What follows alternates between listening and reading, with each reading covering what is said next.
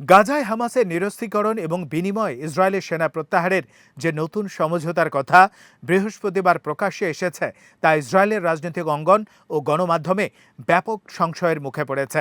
অনেক বিশ্লেষকের মতে এই চুক্তি বাস্তবায়ন করা প্রধানমন্ত্রী বেঞ্জামিন নেতানিয়াহুর সরকারের জন্য রাজনৈতিকভাবে অত্যন্ত কঠিন হতে পারে। চুক্তি অনুযায়ী হামাস সহ অন্যান্য সশস্ত্র গোষ্ঠীর নিরস্ত্রীকরণের পাশাপাশি গাজা থেকে ইসরায়েলি সেনা প্রত্যাহার এবং যুদ্ধ বিধ্বস্ত অঞ্চলটির পুনর্গঠনের পথ উন্মুক্ত হওয়ার কথা বলা হয়েছে। তবে ইসরায়েলের রাজনৈতিক মহলের একটি বড় অংশ এই প্রস্তাবকে গ্রহণযোগ্য মনে করছে না।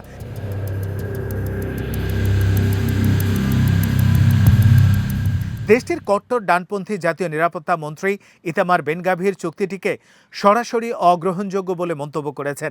তিনি মনে করেন গাজা থেকে সেনা প্রত্যাহার করলে হামাস আবারও শক্তি সঞ্চয় করার সুযোগ পাবে এবং এটি ইসরায়েলের নিরাপত্তার জন্য ঝুঁকিপূর্ণ হবে। অন্যদিকে মধ্যপন্থী রাজনীতিক হিসেবে পরিচিত সাবেক সেনাপ্রধান ও নেতানিয়াহুর অন্যতম রাজনৈতিক প্রতিদ্বন্দ্বী গাদি আইজেনকটও এই উদ্যোগ নিয়ে সন্দেহ প্রকাশ করেছেন। তার মতে ইসরায়েল যে লক্ষ্য সামনে রেখে গাজায় অভিযান চালিয়েছে, অর্থাৎ হামাসের সামরিক ও রাজনৈতিক ক্ষমতা সম্পূর্ণভাবে ধ্বংস করা, তা অর্জন না করে কোনো সমঝোতায় পৌঁছানো হলে সেটি হবে একটি সম্পূর্ণ ব্যর্থতা।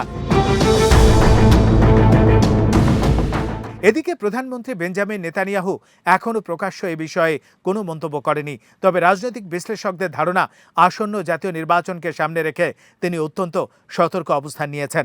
কারণ গাজা থেকে সেনা প্রত্যাহারের মতো সিদ্ধান্ত তার ডানপন্থী জোটের সমর্থন দুর্বল করতে পারে এবং নির্বাচনী রাজনীতিতে বড় ধরনের প্রভাব ফেলতে পারে।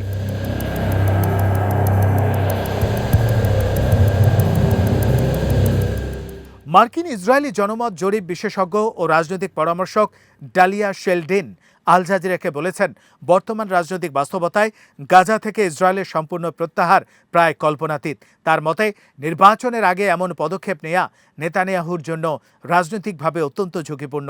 তবে এই চুক্তি কার্যকর হবে কিনা তা এখনও অনিশ্চিত। একদিকে আন্তর্জাতিক মহল যুদ্ধবিরতি পুনর্গঠন ও স্থায়ী শান্তির আহ্বান জানাচ্ছে, অন্যদিকে ইসরায়েলের অভ্যন্তরীণ রাজনৈতিক বিরোধিতা এবং নিরাপত্তা সংক্রান্ত উদ্বেগ চুক্তির ভবিষ্যৎকে প্রশ্নের মুখে ফেলেছে। ফলে হামাসের নিরস্ত্রীকরণ এবং গাজা থেকে ইসরায়েলের সম্ভাব্য সেনা প্রত্যাহার নিয়ে অনিশ্চয়তা এখনও কাটেনি।